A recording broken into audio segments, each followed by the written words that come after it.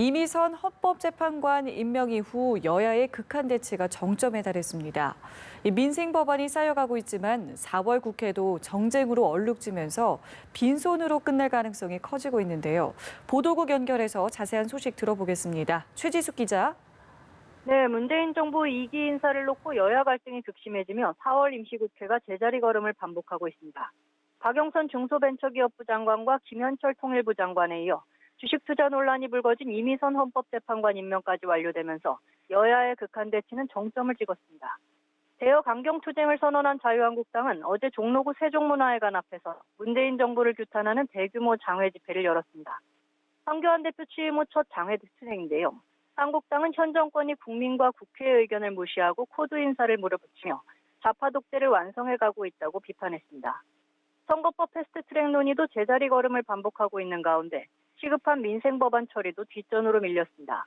탄력근로제 단위기간 확대에 관한 근로기준법 개정안과 최저임금 결정체계 개편에 관한 최저임금법 개정안이 평행선을 달리고 있고 유치원 3법과 소방공무원의 국가직화 논의 등도 소관상임위원회에서 제대로 된 논의가 이루어지지 않고 있습니다.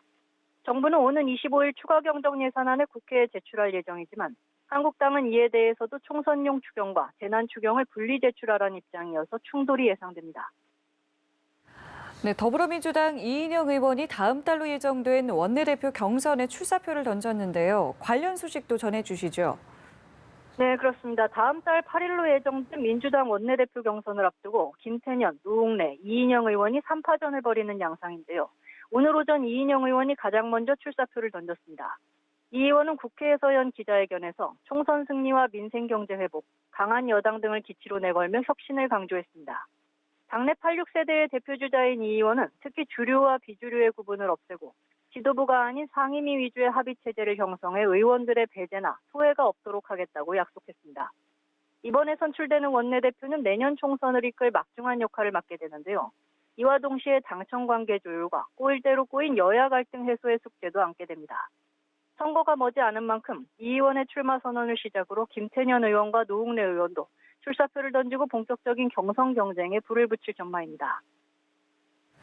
네, 김대중 전 대통령의 장남인 김홍일 전 의원의 빈소 조문이 오늘 오전부터 시작이 됐다고요?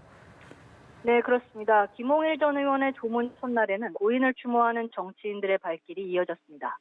민주평화당 박지원 의원은 오늘 오전 신촌 세브란스병원 장례식장에 마련된 빈소를 찾아 고인은 김대중 전 대통령의 정치적 동반자이자 동지였다고 말했습니다. 박원순 서울시장도 영면을 기원하며 야당 대표로 또 대통령의 아들로 본인이 겪었던 고통과 고난이 굉장히 많았다고 돌아봤습니다. 김영록 전남지사는 고인의 평화통일 염원에 대한 뜻을 받들겠다며 특별한 인연을 거론하기도 했는데요. 오후에도 더불어민주당 지도부 등 정치 인사들의 발걸음이 이어질 전망입니다. 한편 조국 청와대 민정수석은 페이스북 글에서 우리 세대가 겪은 야만의 시대를 되돌아본다며 시대는 변화했지만 그 변화를 만든 사람들에게 남겨진 상흔은 깊다고 애도를 표했습니다. 조 수석은 독재라는 단어가 진정 무엇을 뜻하는지도 돌아본다며 아버님과 화평의 술 한잔을 나누길 바란다고 남겼습니다. 지금까지 보도국에서 전해드렸습니다.